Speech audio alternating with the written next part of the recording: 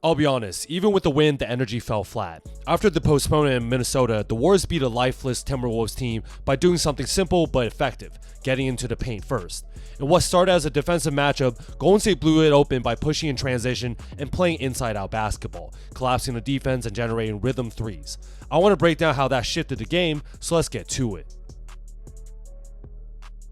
Minnesota is one of the few teams in the league who play two true bigs. Stylistically speaking, they are a matchup problem for the Dubs, as shown by the second round playoffs last year. Especially without Jimmy Butler, the Warriors have to generate open threes and bring the rim protectors out in order to beat this team. Moses Moody had a fantastic game. Here he drives on our old friend Donte DiVincenzo, who's a pretty good defender and has his covered. For some reason, Anthony Edwards decides to come early from the weak side to help. As the Wolves are pretty much playing 4-on-4 with McDaniels face guarding Steph and denying him the ball, this creates rotation issues as Julius Randle has to X out to the two weak side Warriors. Horford counters this by moving to the top of the key instead, and Randle cannot go with him because of the weak side corner pass. Moody gets in the paint and looks a kick out pass up top to Horford. Simple drive and kick here to generate a wide open triple off the unnecessary help. Even after their made basket, the Warriors want to get out and run as much as possible. On a semi-fast break, we have Guy Santos attacking defense, while Naz Reid gets a bad angle here. Look at both DiVincenzo and Edwards coming over from the weak side to help early. I love Guy, but he's not doing anything on this drive, let's be honest. Smartly Euro steps the defender and preoccupies Donte, and the entire time we knew he was going to pass. Clearly the Wolves did not. Richards pointing to the wing as the better kick-out pass. Edwards is caught ball watching as Guy throws another no-look pass. Moody spots up and licks his finger for a wide-open three ball. Golden State had crisp ball movement the whole night. With Jimmy Butler out, it is a no-brainer that this team will rely more and more on three-point shooting to compete. Moody has the ball on the wing, and Al sets an off-ball screen for Buddy to come off of. Edwards goes under the pick, but Buddy receives the ball too far from the basket, and no one's going to buy on this shot fake. As Buddy unsuccessfully tries to take Ant off the dribble, he is pressured to run a dribble handoff with Moses, and the Wolves switch.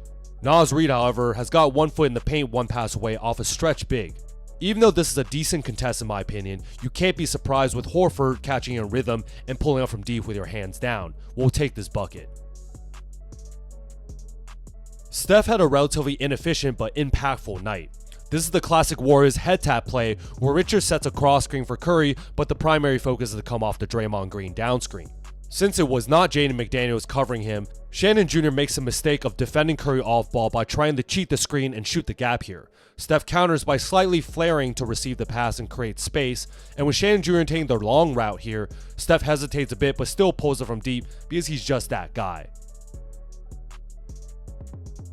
The Warriors' off-ball activity to create openings for Steph gave the Wolves a lot of trouble tonight. On the strong side, McDaniels is supposed to cover Steph's back cut as Randle is playing from behind him. There are 2 down screens for him to potentially come off of here. Steph sees the defender's positions and knows that Randle is not used to closing out to the perimeter, so he counters by popping out himself, knowing that GB2 will be setting a screen. I'll admit, Payton does get away with a terrible moving screen as he's using 2 hands here, but Steph gets a bad pass from Draymond and still enough time and space to hit a wide open triple. Since the Warriors are small, it was crucial to somehow get the ball in the paint with either dribble penetration or off-ball movement in order to force help and kick it back out for 3-point attempts. On an out-of-bounds play, Horford's got the ball on the left wing and is looking at the weak side. This play works perfect against non-switching defenses. As Buddy sets a back screen on the inbounder, the Wolves play straight up, letting Randle try to fight through. McDaniels does not want to overcommit in case Buddy runs off a second screen up top, so Melton gets an advantage in the key after receiving this pass. DiVincenzo sees this and comes to help from the weak side to prevent the layup, momentarily putting 2 on the ball. Easy kick out pass to the corner, and I know Moody has a long release time and he really needs to work on this in my opinion. Donte speeds the close out and actually gets him the shot fake and sidestep and almost blocks it from behind even, but thank God Moses was confident this game and knocks the reload 3 down. It just seems like the Minnesota defense was off a step. Buddy and Al run a pick and roll and Dante's fighting over and Edwards is in a show. Horford uses his big body to effortlessly roll, getting advantage on Donte after a nice bounce pass from Buddy. Now the Warriors have a 2-on-1 advantage on the weak side. Horford gets in the paint and forces the rotation from Julius Randle, but he makes the right basketball play by kicking it out to the corner. DiVincenzo is a step late on this peel switch and Melton has a wide open catch and shoot 3. The Warriors ran out the Wolves in the third quarter by playing tremendous defense and turning those opportunities into buckets. Post runs a handoff with Pods, whose defender in Edwards is already a step behind here. As Pods comes for the pick and sees Gobert in the show with Ant chasing, Santos has a down screen on the weak side for Buddy to come up higher. Podziemski is able to skillfully keep his dribble alive towards the key and freeze the defense a bit here, getting both Gobert and Naz Reid's attention. But we all know he was never going to go up with a shot anyway. Buddy goes up higher on the wing, Naz Reid is wired to try and help in the paint, and Santos counters by popping out to the strong side corner. Reid had completely left his man, and this is just another wide open catch and shoot. Let's run the Steph Draymond two-man game now. Dre's handling the ball and Steph looks like he's coming for the inverted pick and roll. This freezes his defender McDaniels just a bit because he was getting ready to switch onto Green. Curry instead bails on the pick and comes for the dribble handoff. Now McDaniels is behind the play and attempts to go over the screen while Steph comes off finding Naz Reid in the drop coverage. Minnesota was slacking all night and another defensive error gets Curry a rhythm pull-up three.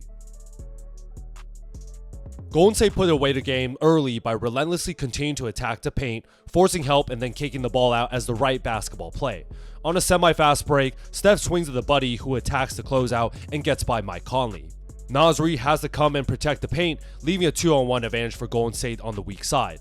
Randle now has to X out to the two Warriors, great kick-out pass first by Buddy to the open Guy Santos. As Randle closes out, he does anticipate well here and gets a hand on the extra pass, but the ball unfortunately hits the ref in the face. The referees are part of the court, and the ball fortuitously bounces to the hottest shooter of the night. Moses gets the rock right under his feet and hits his fifth of the game. There you guys have it. The Warriors won the game by getting into the paint and forcing Minnesota to help. Once the low man stepped over, it was a simple read. Kick it out, make the extra pass, and trust the rhythm three. Against a team that plays two true bigs and without Jimmy the rest of the season, you have to generate consistent attempts by collapsing the defense first.